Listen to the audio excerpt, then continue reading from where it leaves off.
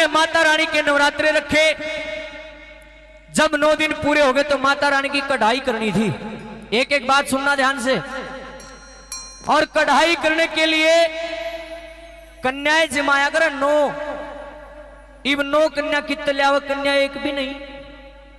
अब किसी ने बताया, नु बोला भाई अपने पड़ोस में एक सरदार जी रहे हैं और इबे आके रहने लगे हैं, उसका घर घनी कन्या है, उसका घर पर जाया और तने कन्या दे देगा जिमान खातर।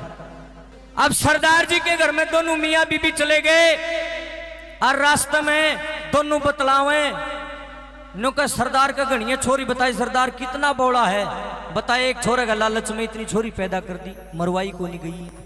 देखना बात सुनना। अब सरदार जी के घर में जाकर के कोई नून खेलन लाग रही, कोई नून खेलन लाग रही, चुकर दे छोरी है छोरी। एक सरदार जी से राम रमी हुई, सरदार जी राम राम राम राम हुई। उसके बाद मैंने कल लगे, सरदार जी कितनी लड़कियां हैं आपके पास? नवला जी घड़िए हैं।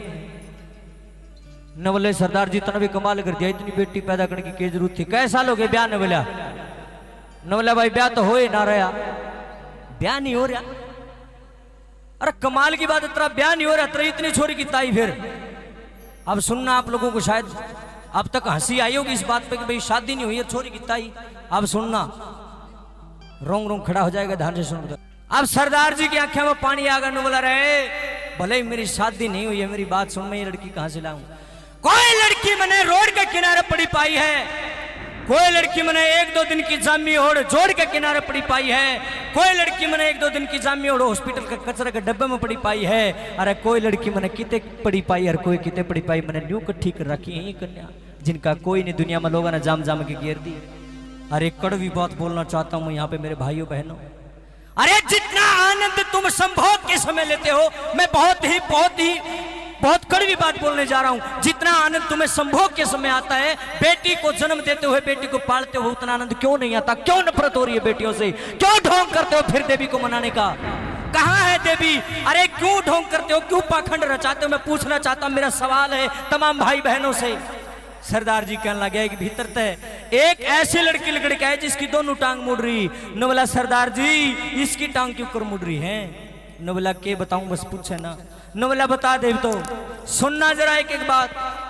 न बोला जब यह लड़की 1 या 2 दिन की थी, कोई बंदा आया और मैं रोड के किनारे बैठा था, किसी काम जा रहा था। एक आदमी आया और उसने गाड़ी में से इस लड़की को निकाला जल्दी जल्दी में, एक बैग था उसके पास में, और उस नालायक बंदे ने इस लड़की को जल्दी जल्दी में उस बैग में सेट जब करने लग गया, घालन लग गया, तो उसके दोनों पैर मुड़ गए। उसने नू ध्यान नहीं दिया कि इसके पैर टूट भी जाएंगे, कच्चे पैर थे, 1-2 दिन के, कन्या के पैर टूट गए।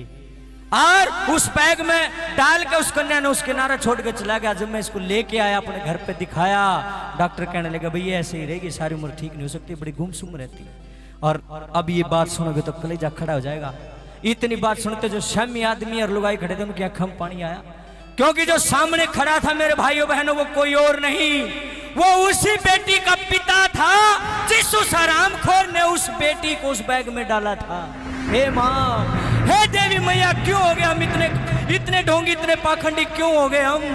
आज लोग कहते हैं अरे बेटी तो पाप से, मेरा पाप ला दिया राम ने, सारी दुनिया की बेटी मेरे क्रम में लिख रखी है। फिर वही ढोंगी वही पाखंडी नुकेंगे 9 दिन का व्रती हूं, मैंने कन्या जमानी है। अरे मूर्ख, तेरा नाश होगा, तेरा सत्यानाश होगा। इतना बड़ा